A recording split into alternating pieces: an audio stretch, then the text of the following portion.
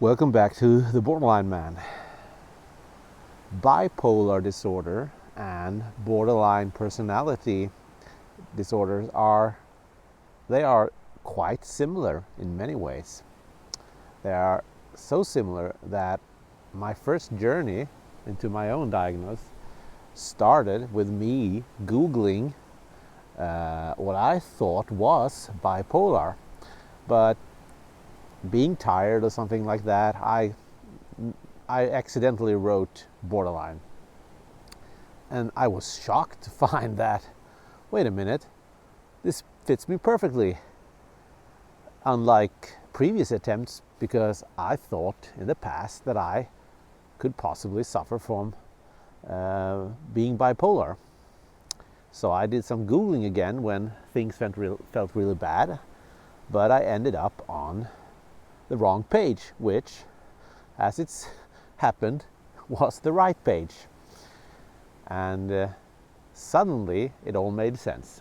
Well, I'm not going to talk about that journey now. I'm going to talk about this strange thing that is the similarities with bipolar.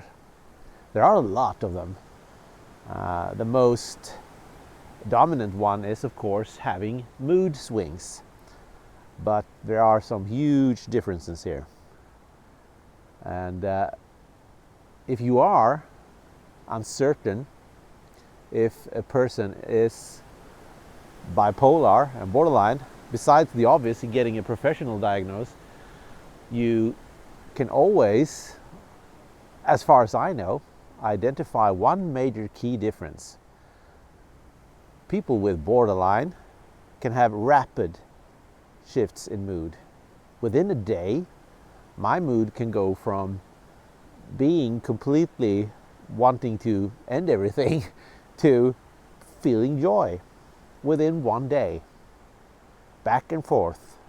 It is almost ridiculous. And one of the things that my ex, my favorite person, said was the most tiresome thing about me was this: the rapid mood shifts. It was impossible to tag along, and it also made her feel like she couldn't really take it serious, because how can a person in the morning being completely down, and then in the afternoon everything was okay? She couldn't really take my dark spots seriously because of this. Understandably, because neither she or I knew anything about borderline. So I Googled, and I ended up incorrectly on what I thought was bipolar. And it wasn't. And suddenly it all made sense. Because if you are suffering from bipolar disorder, not only are your emotional shifts not triggered by interpersonal things like things happening to you, falling out with a partner and stuff like that, but it also takes a lot longer. It hasn't always a clear case, and it lasts longer. What I know of bipolar, and I'm no expert at all, it seems like it can last days, weeks, months at a time, when you end up in either a hyper stage where everything is fantastic, you have all the energy in the world, you become extremely creative and so on, and then you end up in a dark spot where you can become incredibly depressive and to the point of wanting to end everything.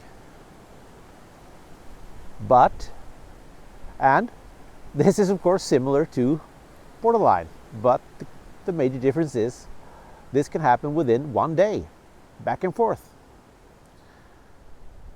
So I always understood that I had something like bipolar disorder. I understood it because I I could recognize, I have a friend, or had a friend, he is gone, sadly, who had bipolar disorder.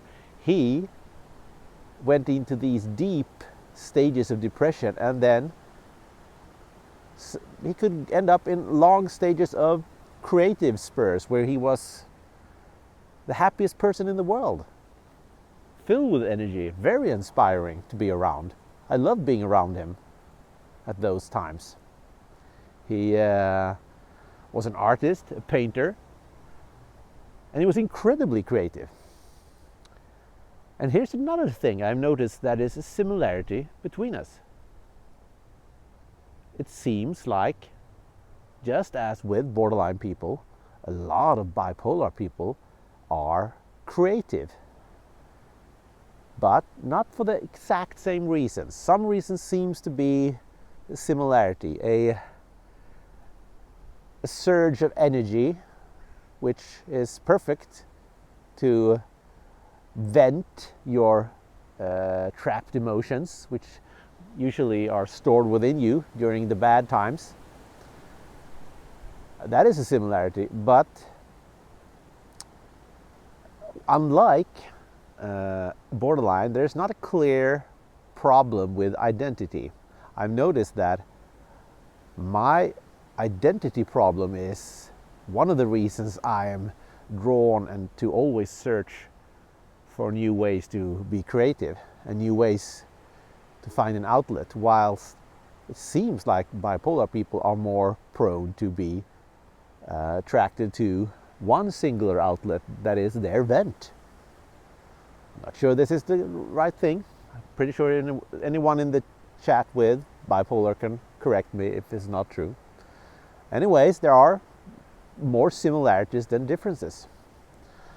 But the bipolar person doesn't really suffer from the, I've described in the past, chameleon, which you are sometimes as a borderline person. A chameleon of identities. I can easily shift between settings, social settings and people, and I adapt to various things. Not easily, but I can.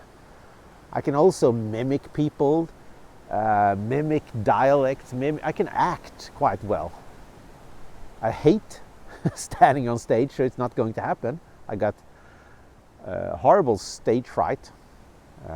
No interest at all having a spotlight on me, but I can easily act characters, very easily. Because I don't really have one myself, I feel. Not clear, not identifiable like those people I can transform into. But I don't think this is the case for someone with bipolar disorder. I don't think they have this issue. I think their creative outlets is a more of a coping mechanism of handling those stressful ups and downs. But the similarity is there. I've seen it. I'm following this Swedish spokesperson for bipolar disorder, who is also a very, very skilled mimic of characters and persons. I don't think this is typical of bipolar being skilled with this, but he is. And I also know of actors. I mean, Stephen Fry, I believe, has bipolar disorder. He's a famous example of this.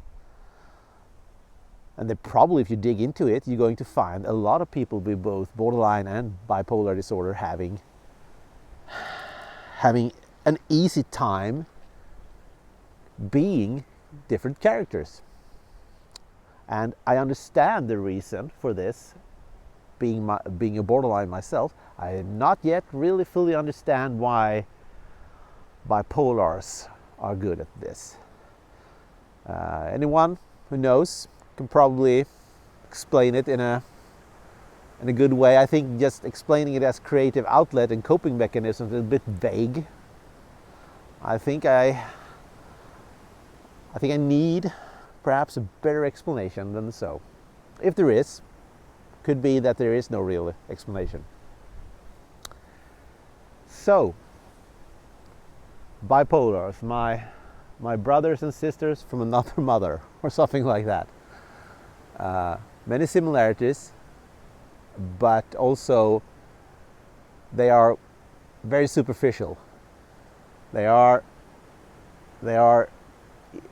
quite easy to spot the differences if you know what you look for, especially if you know what to ask for, because I think that people with borderline have a very characteristic set of criteria that separates them, especially. Yeah, well, that's it. This is a windy October day here, and I hope that the sound picked me up. I'm not sure it did. Anyways, this is the Borderline Man signing off.